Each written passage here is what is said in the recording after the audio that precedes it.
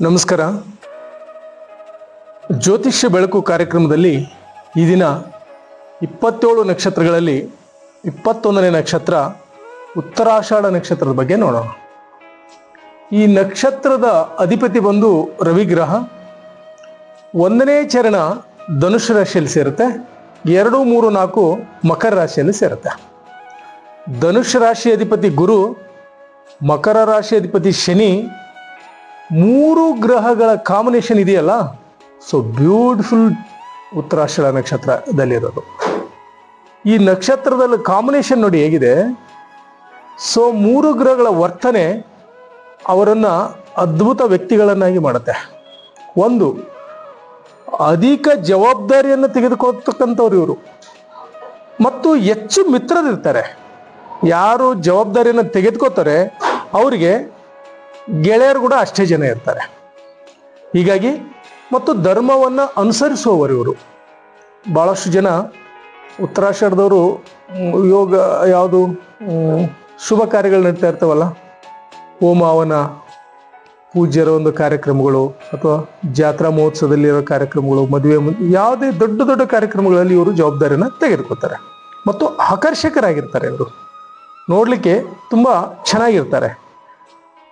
ಮತ್ತು ಇವರ ಜಾತಕದಲ್ಲಿ, ಇವರ ಸ್ವಸ್ಥಾನದಲ್ಲಿ ರವಿ, ಶನಿ, ಗುರು ಏನಾದರೂ ಒಳ್ಳೆ ಕಾಂಬಿನೇಷನಲ್ಲಿದ್ದರೆ, ಮಕರ ರಾಶಿಯಲ್ಲಿ ಏನಾದರೂ ಕಾಂಬಿನೇಷನ್ ಸೇರಿತು ಅಂದರೆ, ಜಾತಕ ನವಂಶ ಕುಂಡಲಿಯಲ್ಲಿ ನೋಡಿದಾಗ ತುಂಬ ಅದ್ಭುತ ಜಾತಕ ಇವ್ರದ್ದು. ಭಾಳಷ್ಟು ತುಂಬ ಅಂದರೆ ತುಂಬ, ಮತ್ತು ಕುಟುಂಬಕ್ಕೆ ತುಂಬ ಸಹಾಯಕರು ಇವರು. ತಾಳ್ಮೆ ಆ ಜಾತಕದವರು ತೋರಿಸ್ಕೊಡುತ್ತೆ ಎಷ್ಟು ತಾಳ್ಮೆ ಇದೆ ಇವರಲ್ಲಿ ಅಂತ. ತಾಳ್ಮೆ ತುಂಬ ಇರ್ತಕ್ಕಂಥದ್ದು ಉತ್ತರಾಷಾಢ ನಕ್ಷತ್ರ. ಮತ್ತು 3-4 ಭಾಷೆಗಳಲ್ಲಿ ಪಾಂಡಿತ್ಯವನ್ನು ಹೊಂದಿರ್ತಾರೆ ಅವರು. ಹೇಳ್ತಿರ್ತಾರೆ ನೋಡಿ ಸುತ್ತಮುತ್ತ, ಏನು 3-4 ಭಾಷೆ ಮಾತಾಡ್ತಾನೆ ನಮ್ಮ ಹುಡುಗ ಅಂತಿರ್ತಾರೆ. ಅಂದರೆ ಚಿಕ್ಕ ವಯಸ್ಸಿನಲ್ಲಿನೇ ಆತನಿಗೆ ಆ ಪಾಂಡಿತ್ಯ 3 ಗ್ರಹಗಳು ಕೊಟ್ಟಿರ್ತವೆ.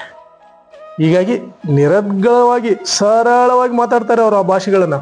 ಅಷ್ಟೊಂದು ಪಾಂಡಿತ್ಯ ಆ ಒಂದು ರಾಶಿಯಲ್ಲಿ ಇರುತ್ತೆ.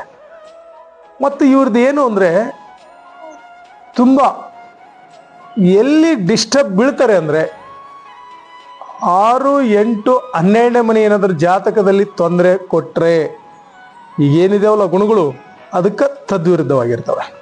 ಉತ್ತರಾಷಾಢ ಅಂದ ತಕ್ಷಣ ಅಷ್ಟು ಅಂತಲ್ಲ, ಗ್ರಹಗಳ ಒಂದು ನೋಡಬೇಕಾಗುತ್ತೆ. ಸ್ಥಾನದಲ್ಲಿ ಯಾವ ಸ್ಥಾನದಲ್ಲಿ ಕೂತಿದೆ ಅನ್ನೋದು ನೋಡಬೇಕಾಗುತ್ತೆ. ಅದನ್ನು ನೋಡಿ ಇವ್ರ ಜಾತಕವನ್ನು ಹೇಳಬೇಕಾಗುತ್ತೆ, ಸರಿಯಾದ ಪ್ರೆಡಿಕ್ಷನ್.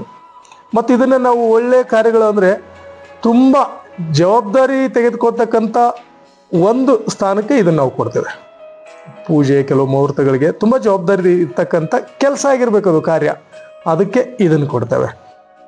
ಹೀಗಾಗಿ ಈ 21ನೇ ನಕ್ಷತ್ರ ತುಂಬ ಒಳ್ಳೆಯ ನಕ್ಷತ್ರ ಮತ್ತು ಶುಭವನ್ನು ಕೊಡುವಂಥ ನಕ್ಷತ್ರದವರಾಗಿರ್ತಾರೆ. ಹಾಗೆ ಇವತ್ತು ಒಬ್ಬರು ಮೆಸೇಜ್ ಕಳಿಸಿದ್ರಿ, ಗುರುಗಳೇ ನನಗೆ ಏನು ಕೆಲಸ ಮಾಡಿದ್ರು ಆಗ್ತಾ ಇಲ್ಲ ಅಂತ ಕೇಳಿದ್ರಿ. ಸೊ ಇಲ್ಲಿ ಒಂದು ನಿಮ್ಮ ಒಳಗಿನ ಭಾವ ಗುರಿ ಇಲ್ಲ ಅಂತ ತೋರ್ಪಡಿಸುತ್ತೆ. ಯಾವುದೇ ವಿಷಯವನ್ನು ತೆಗೆದುಕೊಂಡಾಗ ಆ ಒಂದು ಗುರಿ ಇದೆಯಲ್ಲ, ಅದು ಸ್ಪಷ್ಟವಾಗಿರಬೇಕು. ಕಾಯ, ವಾಚ, ಮನಸ್ಸ ಆ ಗುರಿ ಕಡೆ ಇರಬೇಕು ನಿಮ್ಮದು. ಆಗ ಏಕಾಗ್ರತೆ ಏರ್ಪಡ್ತು ಅಂದರೆ, ಸೊ ಯು ಹ್ಯಾವ್ ಕರೆಕ್ಟಾಗಿ ಮಾಡ್ತೀರಿ ಅಂತ ಅರ್ಥ. ನೀವು ಅಲ್ಲಿ ಏನಾದರೂ ವೀಕ್ ಆದ್ರಿ, ನನಗಿದು ಆಗಲ್ಲ ಅಂತ ಅನಿಸ್ತು ಅಂದರೆ ಫೇಲ್ಯೂರ್ ಸ್ಟಾರ್ಟ್. ನಾನಿದು ಮಾಡೇ ತೀರ್ತೀನಿ ಅಂದರೆ ಆಗ್ಬಿಡುತ್ತೆ. ಅದೇಕಾಗಲ್ಲ. ಎಂತೆಂಥ ಗುರಿಗಳನ್ನು ಸಾಧಿಸಿದಾರ್ರಿ. ಈ ಎಲ್ಲ ದೊಡ್ಡ ದೊಡ್ಡ ಮಟ್ಟದಲ್ಲಿ ಹೆಸರು ಮಾಡಿದವರೆಲ್ಲ ಅವರೇ ಗುರಿ ಸಾಧಿಸಿದವರು. ಹೀಗಾಗಿ ನಿಮ್ಮ ಸಬ್ಜೆಕ್ಟಿಗೆ, ನಿಮ್ಮ ವ್ಯವಹಾರಕ್ಕೆ, ನಿಮ್ಮ ಬಿಸ್ನೆಸ್ ಇದೆಯಲ್ಲ, ಅದಕ್ಕೆ ಬೇಕಾದ ಸೂತ್ರಗಳನ್ನ ಕಂಡುಕೊಳ್ಳಿ. ಯಾವ ಸಂದರ್ಭದಲ್ಲಿ ಯಾವ ವಸ್ತುವನ್ನು ನಾನು ಖರೀದಿಸಬೇಕು ಅನ್ನೋದನ್ನು ಗೊತ್ತು ಮಾಡ್ಕೊಳ್ಳಿ. ಆಗ ನಿಮ್ಮ ವ್ಯಾಪಾರ ಶುಭಕರ ಆಗುತ್ತೆ, ಲಾಭ ತರುತ್ತೆ. ಅನುಭವಗಳನ್ನು ಒಂದು ನೋಟ್ಸ್ನಲ್ಲಿ ಬರೀರಿ. ಆ ಅನುಭವ ನಿಮಗೆ ಸ್ಟೆಪ್ ಆಗುತ್ತೆ, ನೆಕ್ಸ್ಟ್ ಸ್ಟೆಪ್. ಸೊ ಮಿಸ್ಟೇಕ್ ಆಗಲ್ಲ ಅಲ್ಲಿ. ಯಾವಾಗ ಮಿಸ್ಟೇಕ್ ಆಗುತ್ತೆ ಅಂದರೆ, ನೀವು ಅದರ ಬಗ್ಗೆ ಗಮನ ಕೊಡದೇ ಇದ್ದಾಗ. ಗಮನ ಕೊಟ್ಟಿ ಅಂದರೆ ಆ ತಪ್ಪುಗಳು ಸರಿಯಾದ ದಾರಿಯಲ್ಲಿ ಗುರಿ ಕಡೆ ಒಯ್ತವೆ. ಹೀಗಾಗಿ ಒಳ್ಳೆಯ ಗುರಿಯನ್ನು ಇಟ್ಕೊಳ್ಳಿ ಮತ್ತು ನಿಮ್ಮ ಜಾತಕವನ್ನು ನನಗೆ ಕಳಿಸ್ಕೊಡಿ. ಅದನ್ನು ನೋಡಿಕೊಂಡು ನಾನು ನಿಮಗೆ ಹೇಗಿದೆ ಅಂತ ಹೇಳ್ತೀನಿ. ಓಕೆ. ವಂದನೆಗಳು.